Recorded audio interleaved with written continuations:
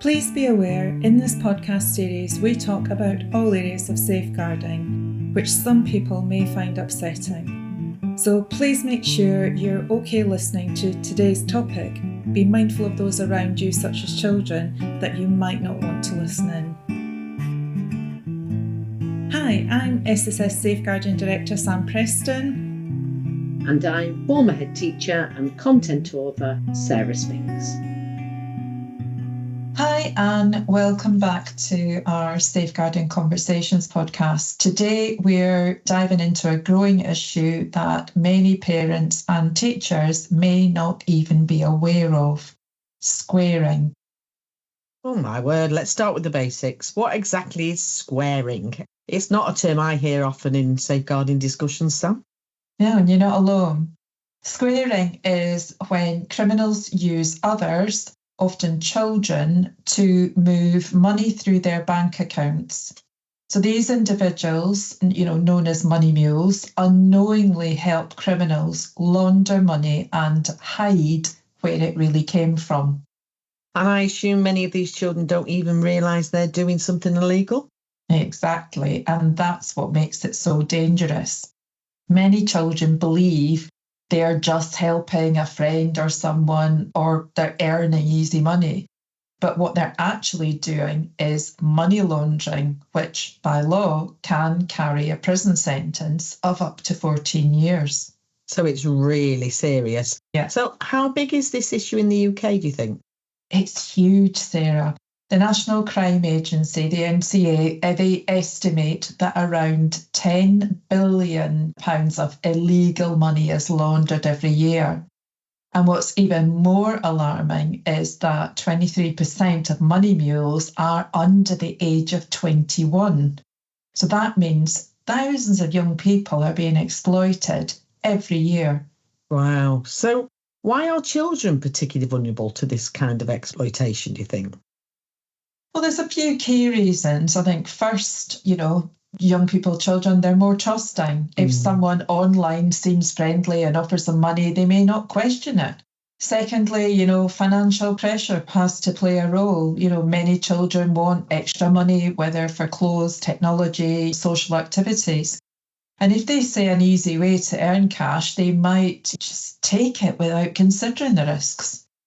And then finally, their online presence, that makes them easy to find. Criminals operate on social media, gaming platforms, and even messaging apps to actively recruit children. They know exactly where to look. And I think that's what's really frightening, isn't it? It sounds like a perfect storm for criminals to exploit. Yeah. So what methods do they actually use to recruit children? Well, the criminals, they've got several strategies. So things like, say, we'll start with social media. So they'll create fake profiles to befriend children, gain their trust, and then ask for favours involving money. There's online gaming. Perpetrators pretend to be fellow players and offer in-game rewards in exchange for transferring funds. There's also things like fake job offers, scam adverts that promise to pay, high pay for simple tasks like moving money between accounts. Yeah. There's also phishing scams, emails or text messages that trick children into giving away their bank details. Then finally, peer pressure. It's not always strangers. Sometimes an older friend, family member, or someone they trust pressures them into doing it. It's quite frightening. So children don't often even realise they're being manipulated, I suppose, do they? That's right. And many think they're just helping someone out. But in reality, they're being used for criminal activity. OK, so what can schools do to stop this? It feels like awareness is key here. Absolutely. So schools can play a really crucial role. Firstly, by talking about it, raise awareness through assemblies, lessons and discussions, making it part of online safety education, teaching children and young people to be cautious about sharing personal information and recognising scams, teach them how to recognise these scams. explaining the consequences, making sure that children and young people understand that money laundering is a criminal offence and it's serious. I think what schools are really good at, encouraging critical thinking, helping children question offers that seem too good to be true. It's a bit like there's no such thing as a free lunch, isn't it? It's those idioms. You know, and it is that whole thing of if it seems too good to be true, then it is. It usually is, yeah. Absolutely. And then things like addressing peer pressure. And it's really important to teach young people how to say no. And that's to friends or family or anybody who try to involve them in illegal activity. I think those are really practical steps, Sam. I think a lot of teachers would appreciate guidance on how to bring this into the curriculum, because I think most people out there won't have even heard of this term or are quite unaware of what's going on. Yeah, definitely. I mean, it should be part of staff safeguarding training so that teachers feel confident discussing it with pupils. And what about parents? Because, you know, if my child was being recruited as a money mule, I'd want to know straight away.